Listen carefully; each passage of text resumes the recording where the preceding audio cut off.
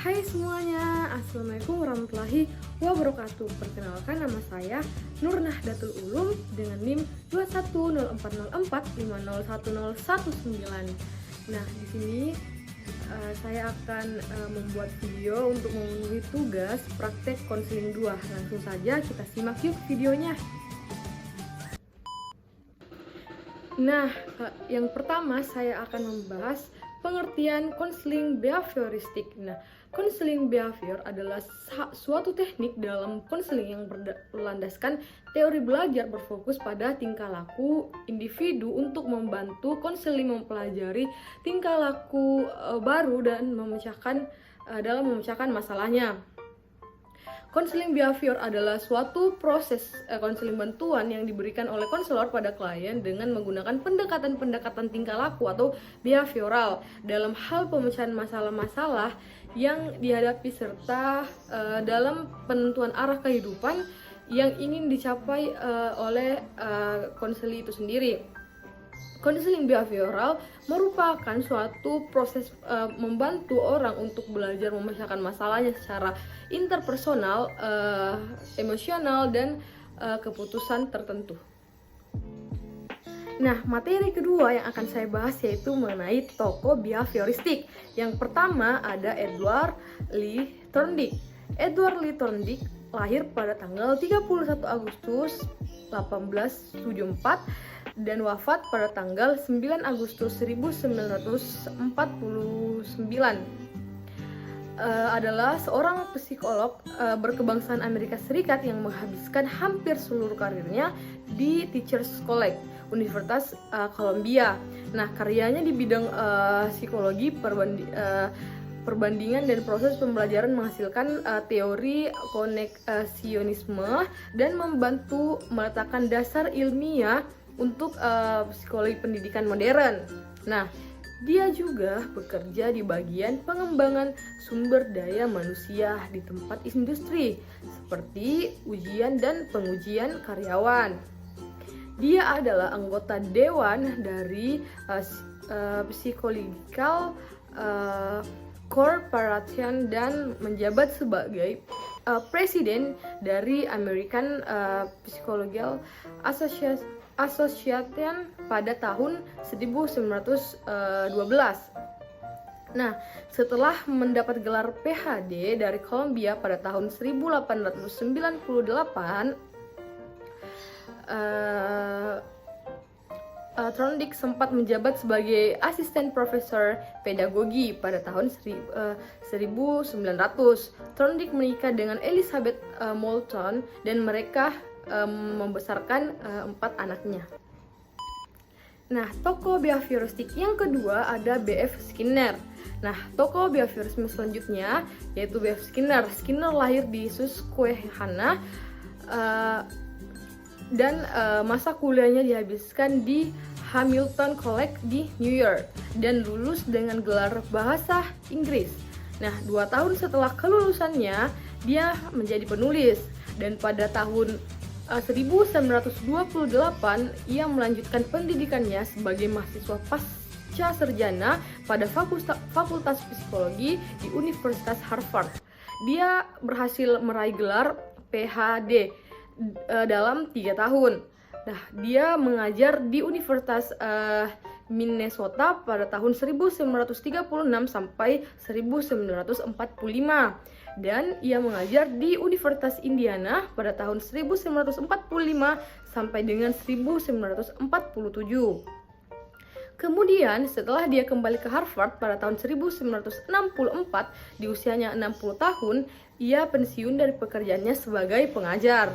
Nah, dan pada tahun 1974 ia pensiun sebagai profesor dan ia meninggal pada tahun 1990 karena penyakit leukemia.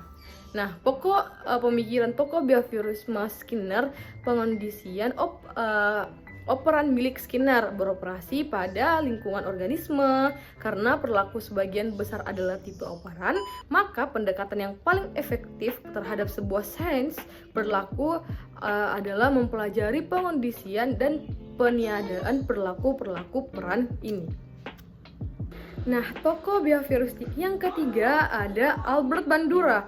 Albert Bandura dilahirkan di Kanada pada tanggal 4 Desember 1925 dan wafat pada tanggal 26 Juli 2021 di California. Ketika lulus SMA, dia bekerja bersama kelompok pekerja konstruksi wilayah Yukon, memperbaiki lubang-lubang jalan di Jalan Raya Alaska.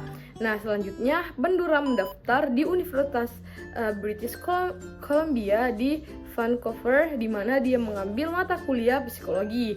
Walaupun dia hanya ditawarkan dalam mata kuliah ini, ternyata dia merasa bahwa dirinya menyukai bidang itu dan memutuskan untuk meneruskannya.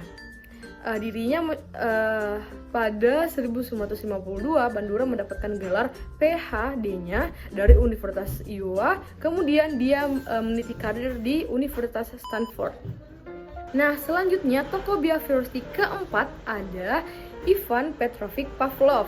Pavlov dilahirkan di kota Ryazan, Rusia Tengah pada tanggal 14 September 1849 dan wafat pada tanggal 27 Februari 1936. Sebagai anak tertua dari 11 anak bersaudara, ayahnya seorang pendeta desa. Posisi di dalam keluarganya membuat bertanggung jawab dan dorongan untuk bekerja lebih keras pada usia dini. Nah, Pavlov menikah dengan Serafina pada tahun 1881. Pavlov juga dikenal sebagai orang temperamental. Dia sering meluapkan kemarahannya dalam ucapan kritik pedas kepada periset-perisetnya. Nah, teman-teman, setelah kita membahas mengenai tokoh-tokoh behavioristik, selanjutnya kita masuk pada pribadi sehat menurut teori behavioristik. Nah, pribadi sehat menurut behavioristik ini ada 5. Yang pertama, dapat merespon stimulus yang ada di lingkungan secara cepat. Yang kedua, tidak kurang dan tidak berlebihan dalam tingkah laku memenuhi kebutuhan.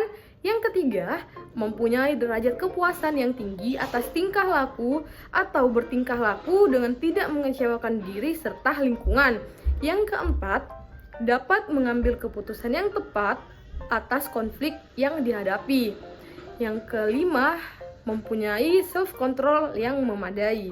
Nah, itu tadi 5 pribadi sehat menurut teori behavioristik.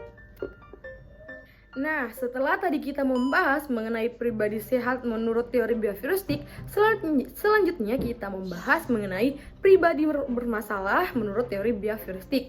Nah, pribadi bermasalah juga ini ada 5. Yang pertama, ada tingkah laku yang tidak sesuai dengan tuntutan lingkungan. Nah, yang kedua, ada tingkah laku yang salah hakikatnya terbentuk dari cara belajar atau lingkungan yang salah tentunya. Yang ketiga, tingkah laku maladaptif terjadi juga karena kesalahpahaman dalam menanggapi lingkungan dengan tepat. Yang keempat, ketidakmampuan dalam mengambil keputusan yang tepat sesuai dengan lingkungan. Yang kelima itu, tingkah laku yang tidak wajar menurut standar nilai yang kemudian menimbulkan konflik dengan lingkungan. Nah, materi terakhir yang akan saya bahas yaitu teknik dalam pendekatan konseling behavioristik. Nah, kita tahu ada beberapa teknik dalam pendekatan konseling behavioristik. Namun, saya mengambil satu teknik yaitu pembentukan tingkah laku, di mana model teknik pembentukan tingkah laku ini dapat digunakan untuk membentuk tingkah laku baru pada klien dan memperkuat tingkah laku yang sudah terbentuk. Dalam hal ini, konselor menunjukkan kepada klien tentang tingkah laku model, dapat menggunakan model audio, model fisik, model hidup, atau lainnya yang teramati dan dipahami jenis tingkah laku yang hendak dicontoh tentunya. Tingkah laku yang berhasil dicontoh memperoleh ganjaran dari konselor. Ganjarannya dapat berupa pujian sebagai ganjaran sosial. Nah, teman-teman, itu tadi materi mengenai konseling behavioristik yang saya bahas. Yaitu yang pertama ada pengertian konseling behavioristik, ada tokohnya, ada pribadi sehat, dan pribadi masalah, serta teknik dari konseling behavioristik. Saya harap dapat menambah wawasan kita semua. Terima kasih, bye-bye.